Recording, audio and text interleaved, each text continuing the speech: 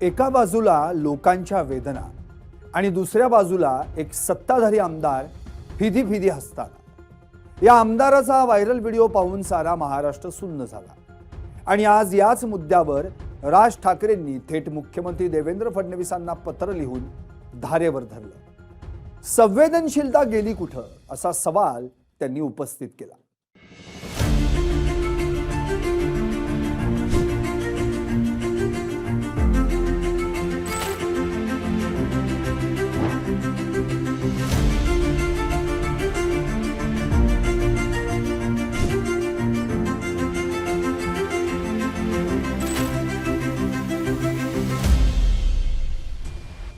नमस्कार, मी संदीप आणि तुम्ही पाहताय LS मराठी।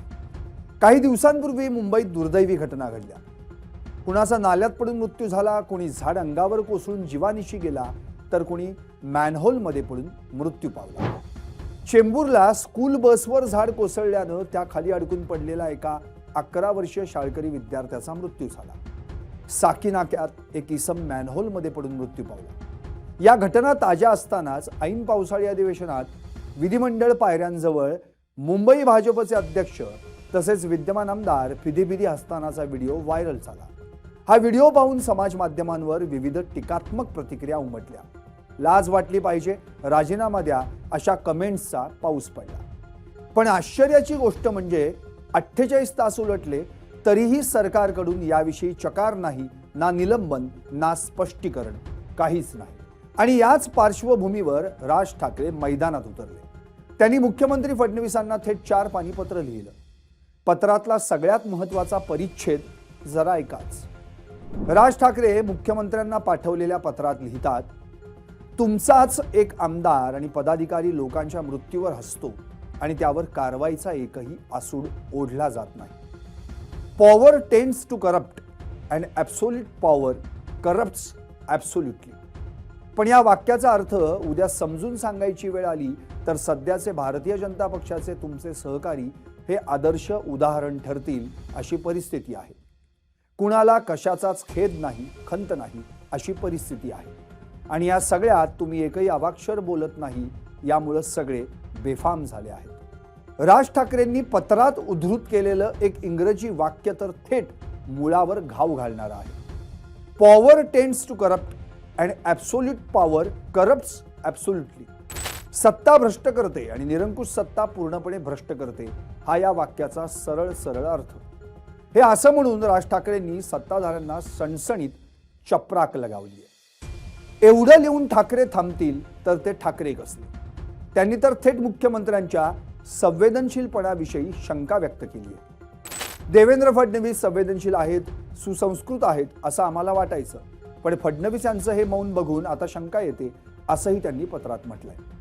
इतकंच नव्हे तर चुकीचं वागणाऱ्याला पाठीशी घालून तुम्ही महाराष्ट्राची प्रतिमा डागाळताय असा थेट आरोपच त्यांनी फडणवीसांवर केला। देशभर बोललं जातंय की केंद्रात सत्तेचा माज आलाय, तोच संसर्ग आता राज्यात पण आलाय का असा सवाल करत फडणवीसांवरील या आरोपाला बळकटी देताना राज यांनी केंद्राचा दाखला दिला। या पत्रात राज ठाकरे काहीसे भावनिक झाल्याचं पण दिसून आलं। महाराष्ट्राची संस्कृती धोक्यात। मी 37 वर्षे राजकारण बघतोय। बाळासाहेब असतील, पवार साहेब असतील, प्रमोद महाजन असतील, स्वपक्षाचा माणूस चुकला तरी त्याच्यावर कारवाई व्हायची, पांघरून घातलं जायचं नाही। कारण काय तर महाराष्ट्राचं राजकारण वेगळं होतं। इथं संवेदनशीलतेला किंमत होती, पण आता परिस्थिती बदलली आहे।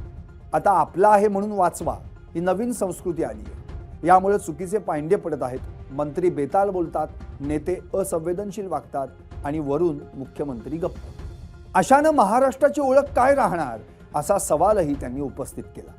पत्राच्या शेवटी राज ठाकरेंनी काही मागण्या केल्या आहेत। अशा बेफाम वागणाऱ्यांकडून तात्काळ राजीनामा घ्या, महाराष्ट्राची राजकीय संस्कृती जपा आणि वेडवाकडं वागणाऱ्यांवर फडणवीस कडक कारवाई करतात हे एकदा दाखवून द्या, म्हणजे बाकीचे आपोआप सावरतील। या त्या 3 मागण्या। एकूणच काय तर राज ठाकरे पूर्वीच्या त्यांच्यातील कडक सीएमच्या प्रतिमेची आठवण करून देत आहेत। आता यावर फडणवीस उत्तर देणार का, कारवाई करणार का, की पुन्हा मौन बाळगणार? बॉल फडणवीसांच्या कोर्टात, चेंडू फडणवीसांच्या कोर्टात। मृत्यूसारख्या गंभीर विषयावर असं हसणं योग्य आहे का? आणि यावर कारवाई व्हायला हवी की नको? तुम्हाला काय वाटतं? व्हा व्यक्त आणि पाहत रहा LS मराठी।